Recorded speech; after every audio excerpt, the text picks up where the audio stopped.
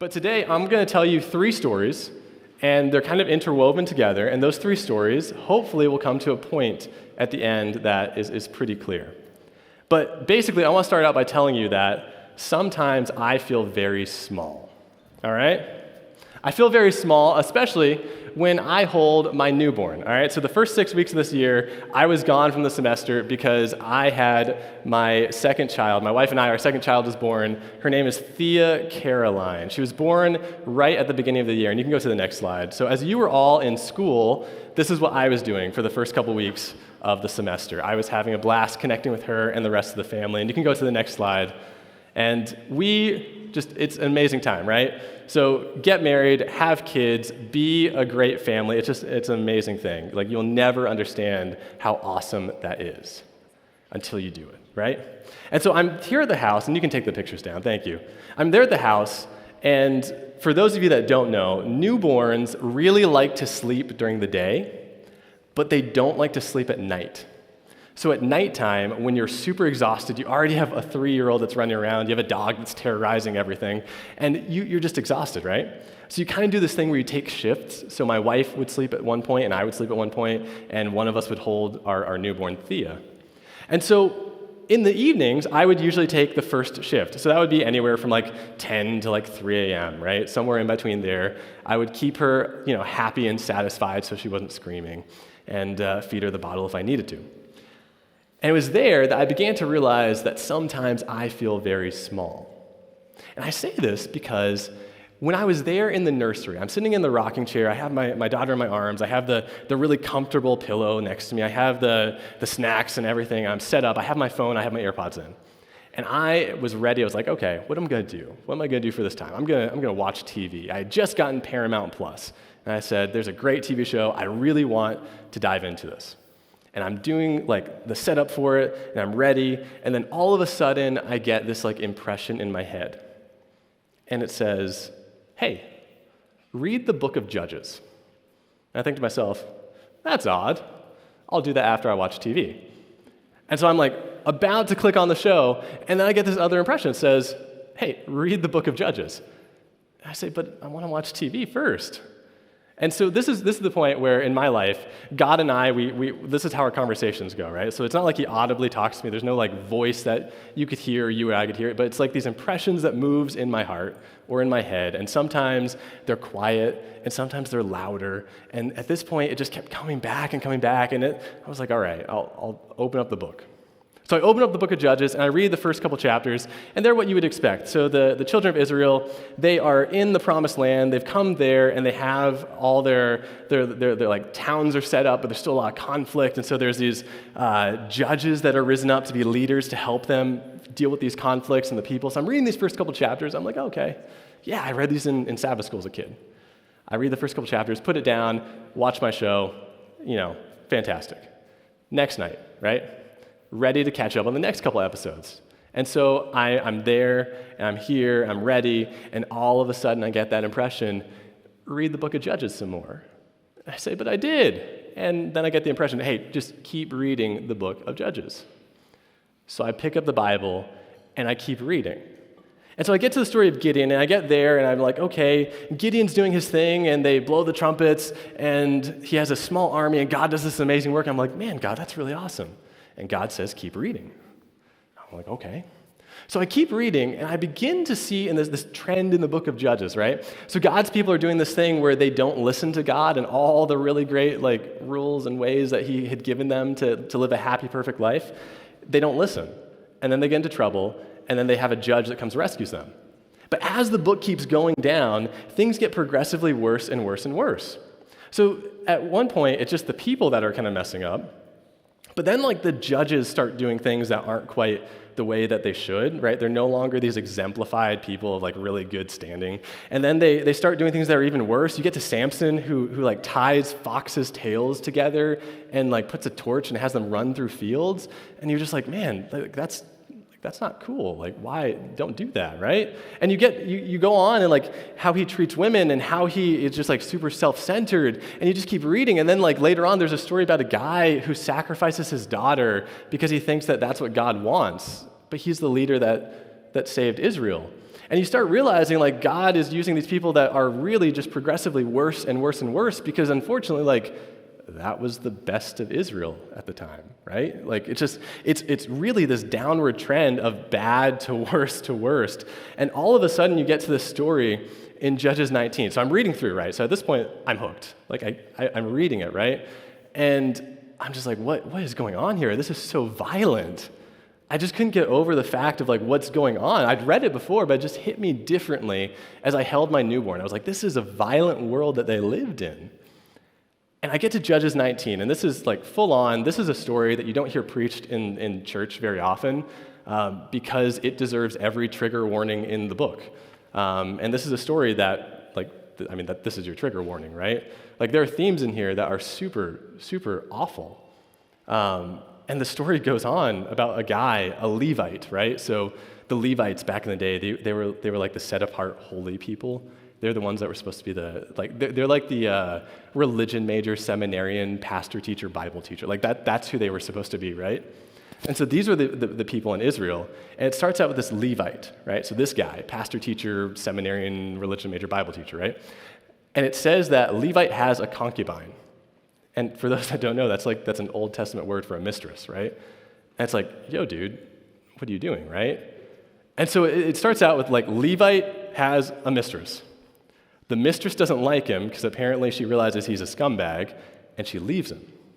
So she runs back to her home, her parents' home, and he goes after her to get her back. And you're like, oh, great love story.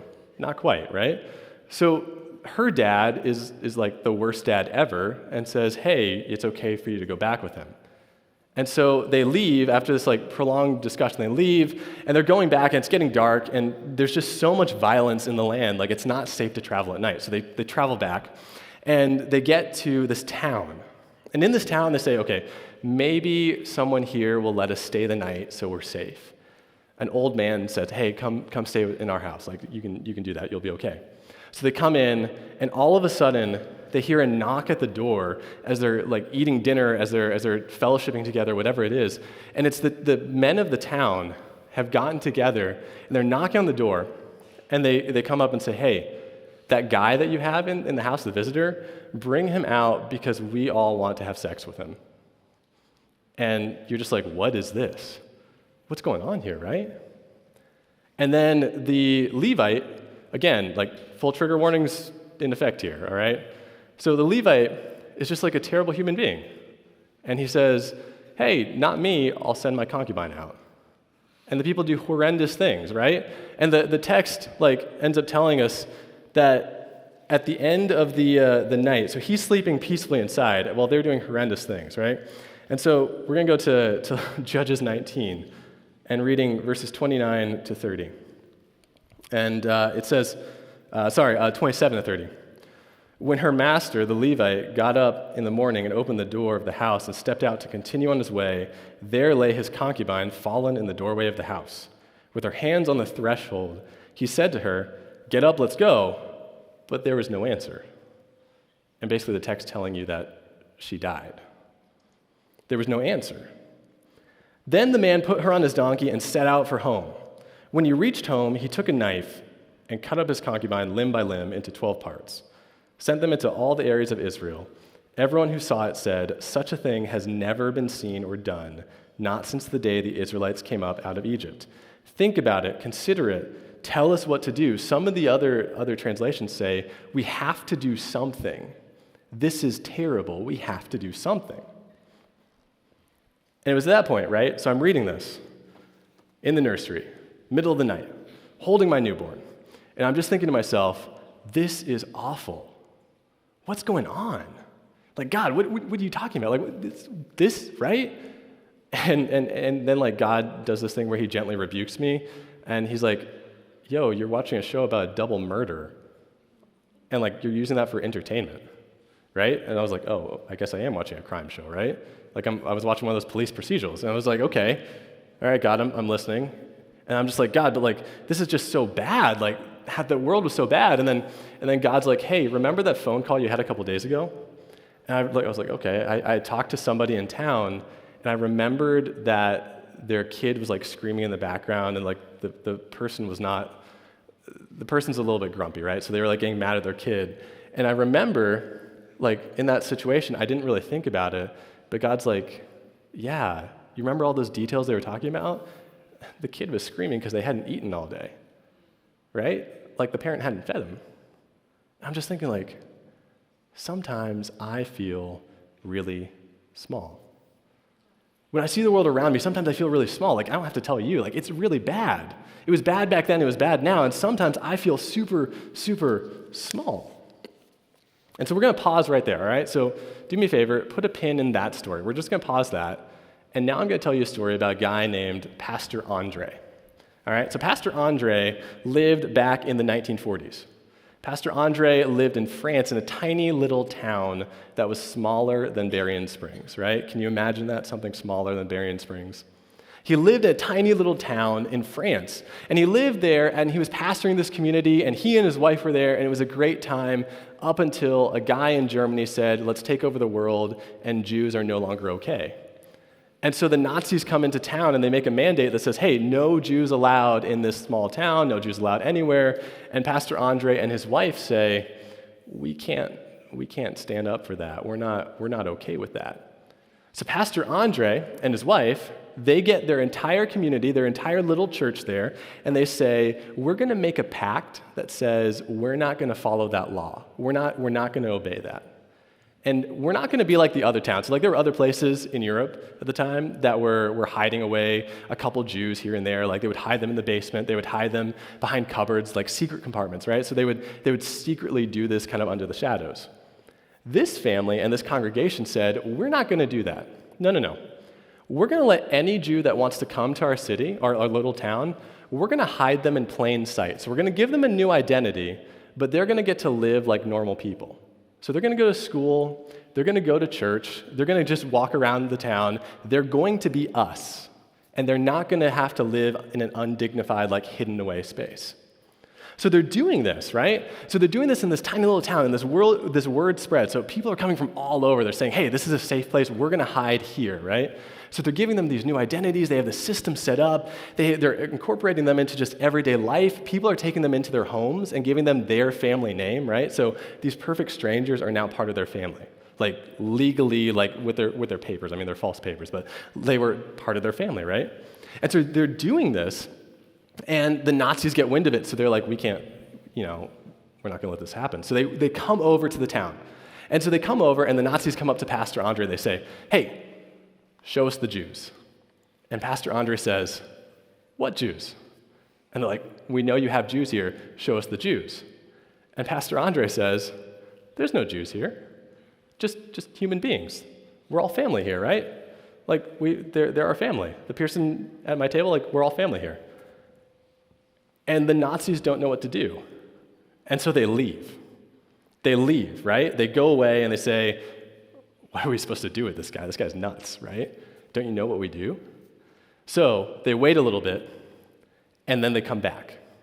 So the Nazis come back. They come back with extra people, and they say, we're really going to double down. We're going to scare this guy. We're going to scare this community, and we're going to make sure that they follow what we say.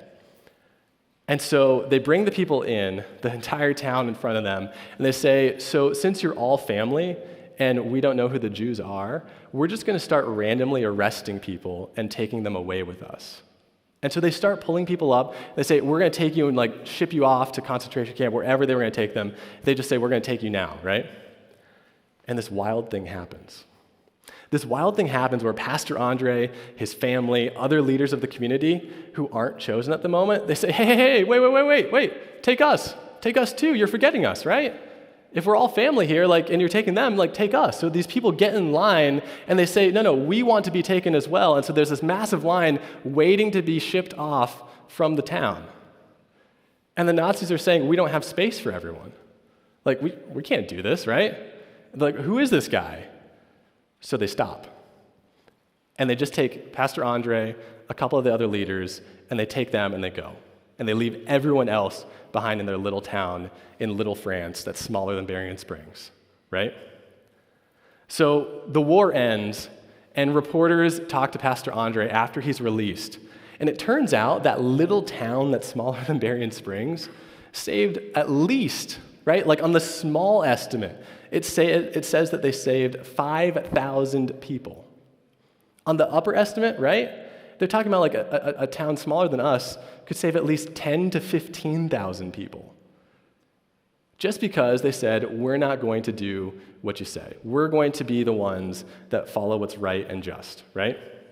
And when the reporter talks to Pastor Andre, they said, you are a hero. You made this happen. You saved so many people. How, like, what were you thinking, right?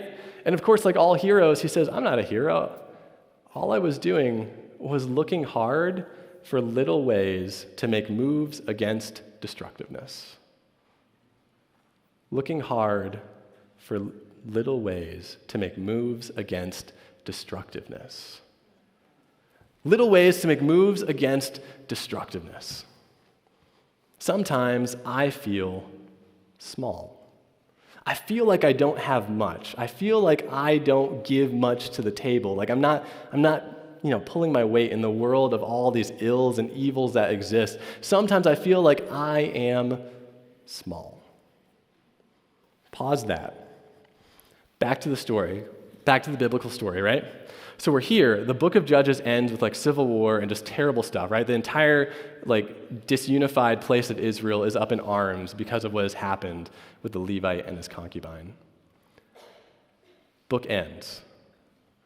And the book of Ruth, right? So at this point, middle of the night, I'm like, okay, God, what happens next? And God's like, read the book of Ruth. So I'm reading the book of Ruth that happens immediately after Judges. And what's wild is what I had never realized or like read before was that the book of Ruth opens up in Ruth chapter 1. And at the very first verse, it begins by saying, in the time of the judges, ... right? So like the story of Ruth happens right in the middle of all this chaos and destructiveness that Satan is using on this earth, right in the time of Israelite. So the book of Ruth starts right there, the story of Ruth, right? And Ruth opens up and there's more sadness. So I mean, for those that are familiar, like all the men in the household die. Naomi's going to go back to her home. Ruth says, I'm going with you. And at this point, you're thinking, after you read the book of Judges, if you've never read Ruth before, you're like, okay, this is going to end up just the same way as all these other stories. It's going to be a terrible ending. And then you start seeing something different. You start seeing that God works through a guy named Boaz, and Boaz is not like everyone else. He's not like some champion that's changing society like left and right, doing these like massive things. But he's not doing those. But he is doing little things. So I want to read you from the book of Ruth in chapter 2. Verses 8 to 12 in chapter 2. It says, so this is when Ruth is connected with Boaz, and they're starting to meet each other.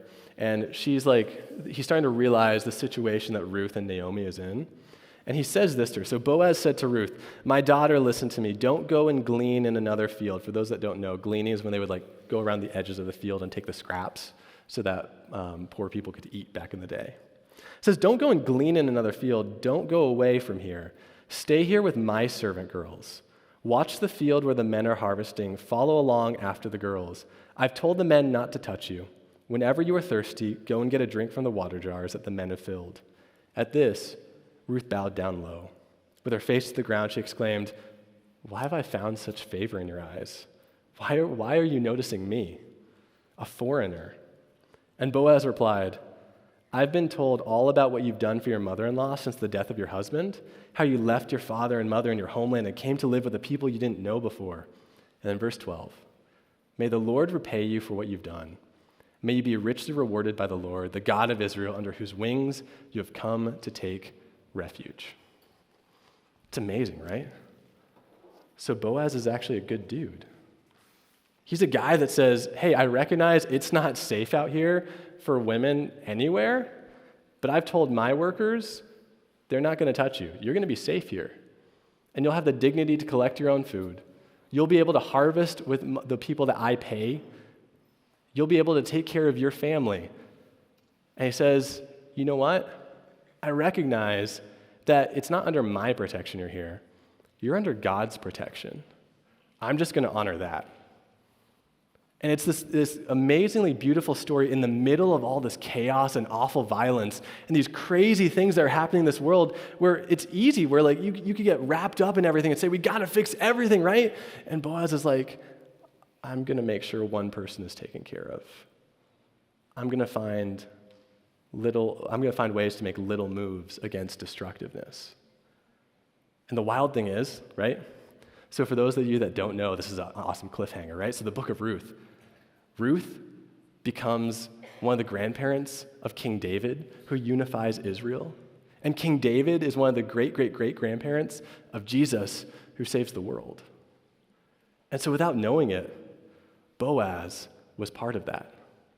By showing a small act of kindness, by making little moves against destructiveness wherever he could, he was part of bringing Jesus into this world and saving everybody. So pause right there. So I'm sitting in the nursery. I'm holding my kid. All right, we're going to wrap up with this, so don't worry. We're almost done. I'm sitting in the nursery. I'm holding my kid. And as I'm sitting there with Thea, and I'm like, the world is crazy. Everything is just like, it's awful. I'm reading this and like, man, that was awesome. And then I hear this like impression that God's like, hey, go do that. And I say, what? And I hear God say, hey, go make little moves against destructiveness. Just go do it. And then like the next night, the night after, like I don't hear those impressions, so I'm not like, okay, God, like where do I go from here, right? Like there's no roadmap. It's just like, go. So I'm here, and I straddle both worlds, right? So for those that don't know, like I'm also at Pioneer as an associate pastor as well as a chaplain here. So I talked to Pastor Shane. I go there. And at this point, I know enough to say, okay, God, I'm actually going to like listen, right? I'm just going to see where this takes me. I don't know, right? So I go talk to Pastor Shane in the office, and for those of you that don't know, if you ever come to your pastor and say, hey, God's been talking to me, they're going to think you're crazy, right? Like that's usually when we hear crazy things, right? But every so often, amazing things come from it, right? So I'm sitting there, and I'm just like, he's going to think I'm crazy, right? Like this is going to sound nuts, right? And I'm saying this like Pastor Prescott coming in, like talking to his boss. And I started the conversation. I was like, hey, I don't know what, I don't know why, I don't know where or when, but here's what God and I have been talking about. And I'm like, he's going to think I'm nuts, right? And also, if you're ever in ministry, right, there's one cardinal thing you never do, and that's ask for more work, because they'll give you plenty of it anyway. So I'm sitting here, I'm like, I'm going to say this, and either he's going to think I'm crazy, or he's going to give me more stuff to do, and I really don't want more stuff to do, right? So I'm sitting here thinking this. He's like nodding in his Pastor Shane way, right? Yeah. And he goes, go explore it. It's like, what does that mean? He says, go explore it, right? This sounds like how God sometimes talks to people. He said, go explore and see what's happening, right? And then he says, come back in like 2 weeks and let's talk, right? So I walk out of the office. I'm like, glad that's done. I don't tell anyone, right? Like I haven't told my wife, haven't told anyone else. I'm just like, all right, I did it, God. Thank you. I'm done. I walk out of the office. I completely like ignore it after that. And so I go about my next couple days. I don't do anything with it, right? And then I feel this impression, hey, talk to Chap Jose about chapel. And for those of you that don't know, I really don't love speaking up front. Like I just don't love it, right? And so I was like, I'm not going to do that.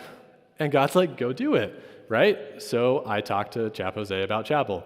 And he's like, yeah, next semester, sometime further down the road. I was like, cool, I'm off the hook. I did it, right? And then a couple days later, he texts me out of the blue and says, hey, next week opened up. That's this week for the record, right? I was like, oh, great, yeah. And so I type back a bunch of things that I'm not allowed to say because I'm an Adventist pastor, and then I delete them all, and I say, thanks, boss. And so I'm like, okay, God, we're here, right? And so we're here. And I'm like, what does this mean, right? Oh, wait, 2 weeks is coming up. I should probably get working on that thing that you said and Pastor Shane and I talked about. So I make a quick text and phone call to a friend that works in the seminary in a department that helps to do community revitalization stuff. And I call him up, I say, okay, do you have time? Can I come over? Can we talk, right? I don't know what, I don't know where, I don't know why, I don't know when. Can we talk, right? And so he says, yeah, come over right now. this is odd for the guy because the guy's booked out like 6 months in advance. Like he's busy, right? So I come over there and he's like, do you know what's wild? This is the only block of time in my day that's free. Right before you called, somebody had canceled. I have 15 minutes. It's like, oh, great, right? So I talked to him and I'm like, hey, this is what's going on. This is what I'm feeling. Don't know why, don't know where, don't know what, don't know when, right? And he starts crying. And I think that's odd. And he says, you're just the right person that I needed. And I say, what? And he says, so I'm working on this project, and we're missing a piece. We're missing this piece, and we've been missing it, and I don't know how to work around it, but it's this big thing that impacts a lot of people here on this campus and outside, and I don't know what I wasn't sure what we're supposed to do, and crazy thing is, we're presenting on it tonight. And he said, you're the missing piece. And I thought to myself, okay, God, I don't know what, I don't know where, I don't know when, but sometimes I feel small, and you use the small things to do big things. And so I'm there, right? And now I'm here. And I'm here to tell you, right? I don't know what, I don't know where, I don't know when. Like, I don't know what it is through the role that I have here at Andrews, through the role that I have here at Pioneer, like on this campus, I don't know what it is that God is saying, hey, go make little moves against destructiveness, but I know that that's like the place that God's calling me right now. Through the work of chaplain, through the work of pastor here on this campus, working with you as the students, like I don't know what that looks like, but I do know that when God says, hey, go explore it, it's worth exploring. And I do know that sometimes when you feel small, that smallness is what God will use to do big things that you may never see the results of. Just like Boaz never saw Jesus come, but Boaz was part of that huge, impactful Jesus entry into the world. So I don't know what's going on in your life where God is calling you to make little moves against destructiveness, but I'm just going to tell you, go follow that. It's worth it. And I'll tell you this, if you feel like there's been some aspect that God's been prompting you to move towards, right? So we're going to have a QR code survey at the end. Put that in the survey. We'll call you up. We'll talk. I don't know. I know that part of what it is working with students to see what we can do, right? We have a service department on campus. We have the Center for Community Change. We have the church. We have the chaplain's office, the CFE office here, right? We have all these pieces that are working to do meaningful things of discipleship and helping to change the world, maybe small little moves one at a time. So I don't know. I'm literally not promising anything, right? I'm standing here saying, God just said go. So I don't know what it looks like. But if you feel like you're prompted for any of that, put your info in the chat, right? Like say that, hey, I feel prompted, I want to do X, Y, and Z, right? Put it in there. We'll talk. But Chapel today was basically saying, sometimes you feel small, but God can take the small things and do really big things through him. Thanks.